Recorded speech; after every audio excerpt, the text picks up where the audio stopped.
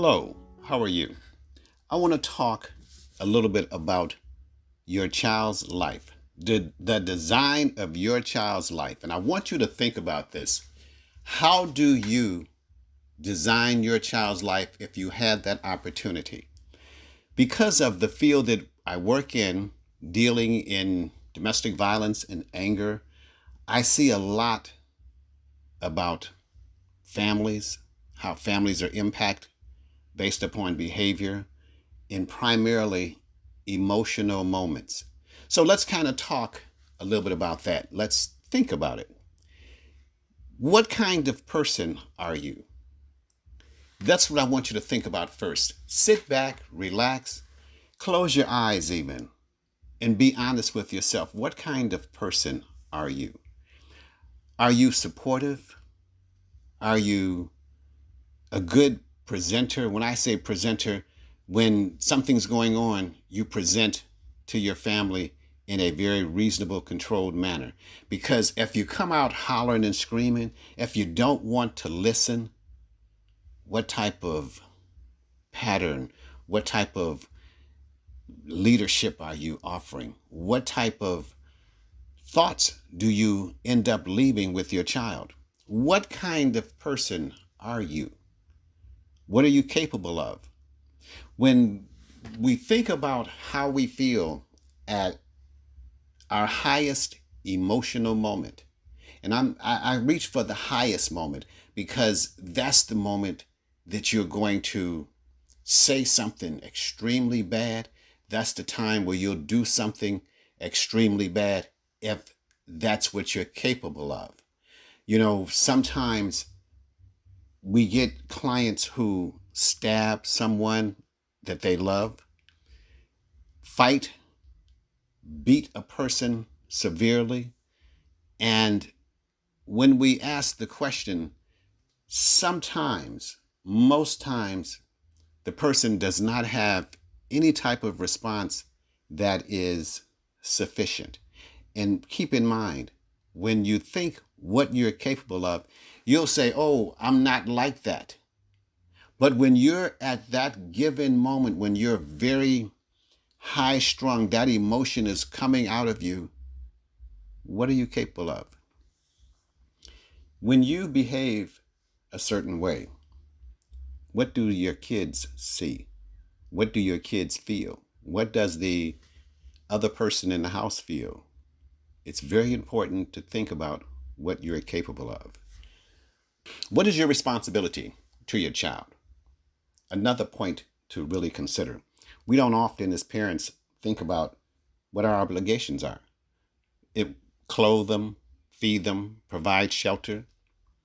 But does it stop there? What happens when your child feel a certain way because of an experience or an encounter or a situation that has taken place in their life?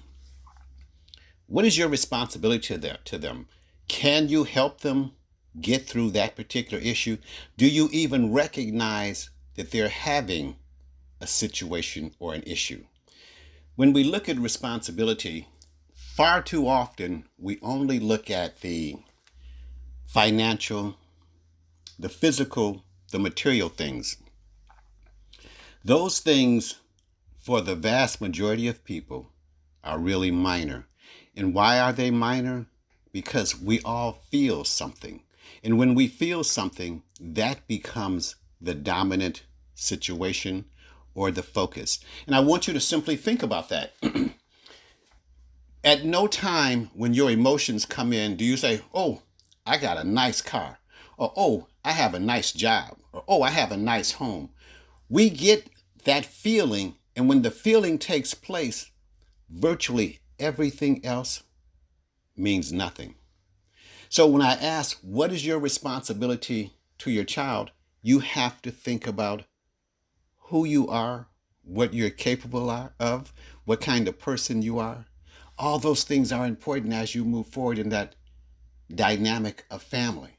And when I ask about designing your child's life, and this is the opportunity to think about it, move forward in your thought.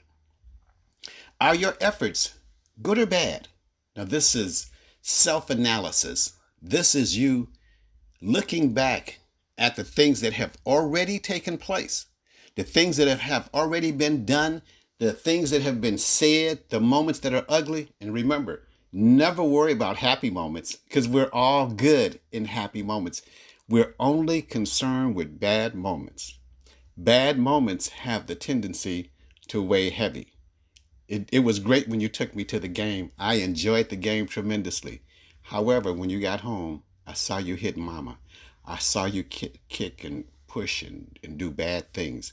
You even screamed at me. I was so happy coming from the game, and then you ruined it when we got home.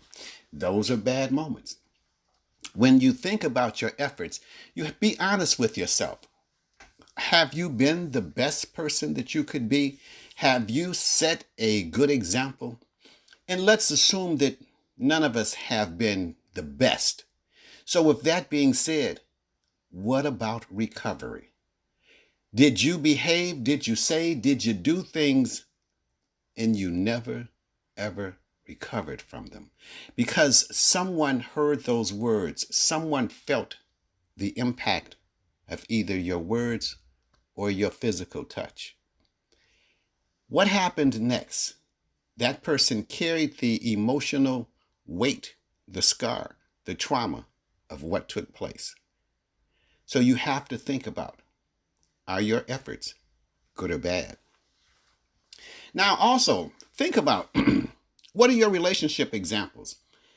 When you have a relationship with someone and your child or your life is a constant. When I say a constant, your family's looking at you and how you deal with your relationship. Your kids are looking at you and how you deal with your relationship, how you treat people, your friends, your coworkers, perhaps. If you're aggressive or ugly in your relationship, what are your relationship examples? Who are you? It's always going to come back to who you are and what you're capable of, how you treat people.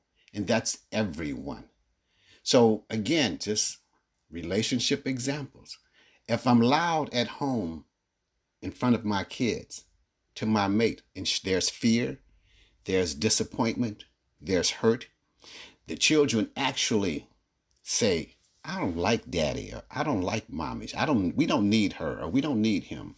And keep in mind, that is a relatively common response to children who see negative parental behavior.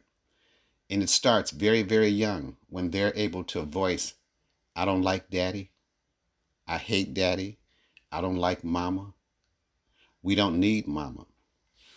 Now, we're thinking now. You're moving through some of the thoughts of your life.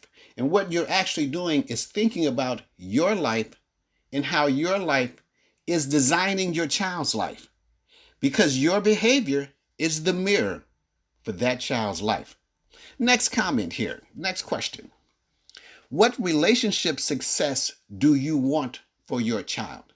When you look at relationship success, do you want your child to be just like you? Do you want your child to have the same type of relationship that you have?